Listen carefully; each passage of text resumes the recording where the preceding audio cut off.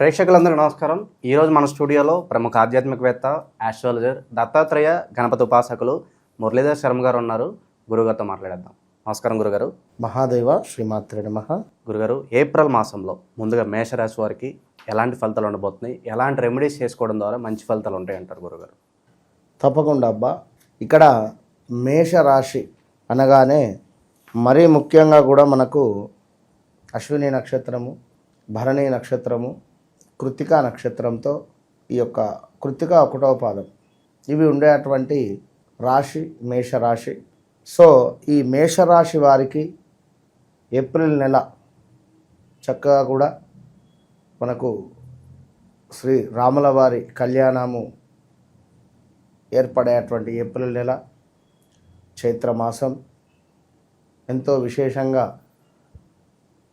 After Ugadi తర్వాత ఉండేటువంటి మాసం.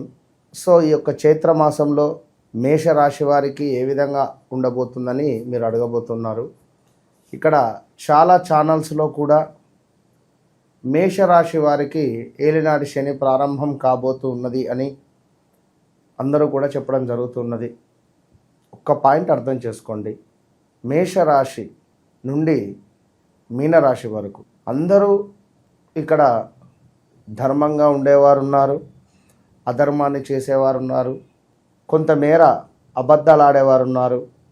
వారి వారి వ్యక్తిగత బాధ్యతలకు సంబంధించినటువంటి దానిలో ఫీల్డ్ 200 రూపాయలు ఇస్తే 150 రూపాయలు పెట్రోల్ పోసుకున్నామని, 50 రూపాయలలో టిఫిన్ చేశామని, 200 రూపాయలు పెట్రోల్ పోసామని కూడా అబద్ధం ఆడేవారు. వాడు టిఫిన్ చేయాలి కదా, అంటే చిన్న చిన్న స్థాయి అబద్ధాలు, చిన్నదే కదా అని అనుకుంటా. సో అంటే నా పాయింట్ ఆఫ్ ఏంటిదంటే ఇక్కడ అక్కడి నుండి కొన్ని లక్షల కోట్ల టర్నోవర్ అయ్యేటువంటి వరకు కూడా ఈ 12 రాశులకు సంబంధించినటువంటి వారు ఎవరైతే ఉన్నారో వారు వచ్చేసి ఖచ్చితంగా కూడా అబద్ధాలు, అదేవిధంగా కొంతమేర మోసాలు. ఇక్కడ ఎవరు శుద్ధపూస అని నేను చెప్పడం లేదు, అట్లా నా పాయింట్ అర్థం చేసుకోండి. మేషరాశి అనగానే భయపడాల్సిన అవసరం లేదు అంటున్నా.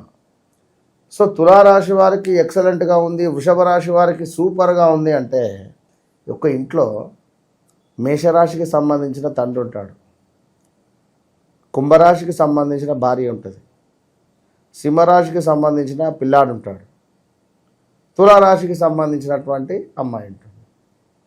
సో తులారాశికి సంబంధించినటువంటి అమ్మాయి ఇప్పుడు ఇంటరో సెకండ్ ఇయరో అనుకో, ఆమె ఏం చేస్తుంది, జాబ్ చేస్తుంది, చదువుకుంటుంది, చదువులో బాగుంటుంది, అంతే కదా. సో కుంభరాశికి సంబంధించినటువంటి తల్లి ఇంట్లో వంట చేస్తుంది. మేషరాశికి సంబంధించినటువంటి తండ్రి ఏం చేస్తాడు, మన ఉద్యోగము లేదా వ్యాపారం లైక్ ఏదో చేస్తూ ఉంటాడు. అంటే ఇన్ని గ్రహస్థితులు ఒకే ఇంట్లో ఉంటున్నాయి కనుక నాది బాగుంది మీది బాగాలేదు అని ఎవరి గురించి మనం బాధపడాల్సినటువంటి అవసరం లేదు. ఆదాయం ఇంత, వ్యయం ఇంత అనగానే అయిపోదు, అదే అదే అదే జరిగిపోదు అంటారు.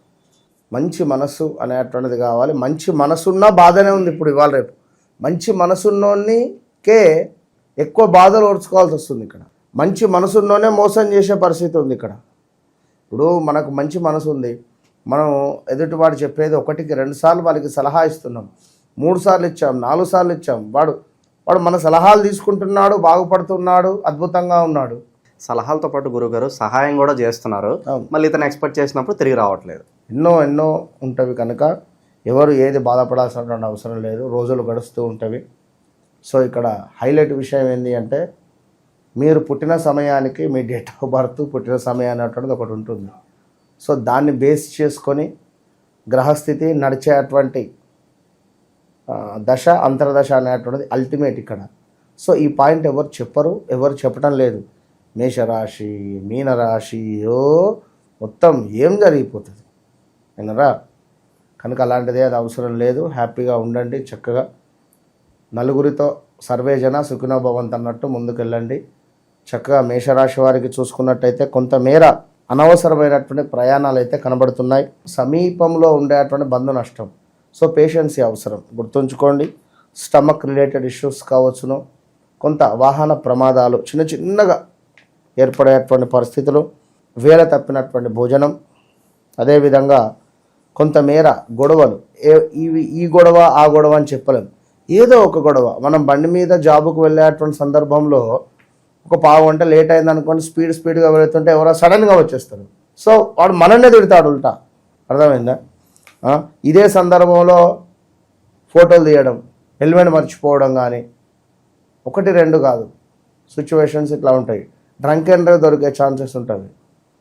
ఈ లైసెన్సు డేట్ అయిపోయే సిచ్యువేషన్స్ కానీ, బండి ఖరాబ్ అయిపోవడాలు కానీ, కొత్త బైక్ కొనాలి అని కానీ, ఇలాంటివి చాలా ఉంటుంది. లేదా తరచూ పక్కన వాళ్ళ బండి అడుక్కొని పోవడం కానీ, అడుక్కొని వెళ్ళినటువంటి దానిలో పెట్రోల్ అయిపోవడం కానీ, ఇలాంటి ఒక విషయం ఏంటి అంటే ఇజ్జత్ తీసే ముచ్చట.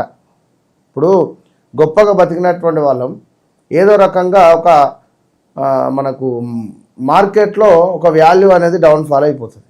సో జాగ్రత్తగా ఉండండి. అదేవిధంగా కొంతమేర నమ్మక ద్రోహాలు కూడా వాటిల్లో అటువంటి పరిస్థితులు ఉన్నవి.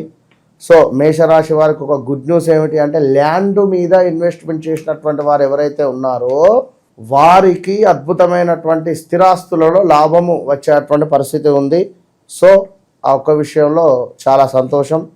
ఇక మరి ముఖ్యమైన విషయం ఏమిటి అంటే పిల్లలకు ఆశించినటువంటి ర్యాంకులు రాకపోగా కొంత అలసత్వము, మతిమరుపు ఏర్పడే పరిస్థితి కొంత కష్టకాలంగా ఉంటుంది ఈ యొక్క ఏప్రిల్ నెలలో స్త్రీలకు కానీ పురుషులకు కానీ. ఇక అదేవిధంగా కొంతమేర పట్టుదల సడలింపు, అనూహ్య ప్రమాదాలు, దీంతో పాటుగా కొంత కీర్తి వృద్ధి ఉంది. ఇక్కడ ధనాదాయము కనబడుతూ ఉన్నది. సో దీంతో పాటుగా కొంతమేర స్కిన్ రిలేటెడ్ ఇష్యూస్ రావడం కానీ, యంత్ర సంబంధిత ఇబ్బందులు, ఏదో ఒక వస్తువు కొన్నాం ఇనుము రిలేటెడ్, ప్రింటింగ్ ప్రెస్సో లేదా ఇంకేదైనా కారో ఇంకేదైనా కొని ఉన్నట్టయితే అది ఏదో రకంగా ఖరాబ్ అయిపోవడం. సో దానికి రిపేర్స్కు డబ్బులు ఎక్కువగా ఖర్చు అయిపోవడం. సో 3,000, 4,000, 5,000 ఇట్లా చిల్లర 50-60 వేలు అయ్యేది కూడా తెలియదు. ఇలా ఖర్చులు అవుతాయి. అదేవిధంగా కొంతమేర ధనము ఖర్చు అయ్యేటువంటి పరిస్థితి అధికంగా, కొంత ప్రమాద సూచనలు ఉన్నవి, కొంత ఆలోచన ఎక్కువగా కూడా ఏర్పడేటువంటి పరిస్థితి, వ్యయ ప్రయాసాలు ఎక్కువగా కూడా ఉన్నవి, శ్రమ అధికంగా పడాల్సి వస్తుంది ఈ యొక్క నెలలో. సో ఇక్కడ తప్పకుండా కూడా ఎవరైతే మేషరాశి వారు ఉన్నారో ఎక్కువగా ఇబ్బంది పడకుండా చక్కగా ఒక దీపారాధన చేసి ఒక 3 లవంగాలను తీసుకొని ఆ యొక్క దీపం కుందిలో వేసి దీపారాధన చేయడం వల్ల ఏవైతే పనులు మనకు ఆలస్యం అవుతూ ఉన్నావో అవి తొందరగా ముందుకు వెళ్ళేటువంటి పరిస్థితి కనబడుతుంది. కనుక దీంతో పాటుగా ఖచ్చితంగా నల్ల రంగులో ఉండేటువంటి కుక్కలకు బిస్కెట్స్ వేయడం ఎంతో అద్భుతమైనటువంటి ఫలితాలను మీకు తెచ్చిపెడుతుంది. So all the best. So April మాసంలో గురుగారు ఓవరాల్గా మేషరాశి వారికి ఏ విధంగా ఉండబోతుందో చాలా బాగా వివరించారు. ధన్యవాదాలు గురుగారు. మహాదేవ.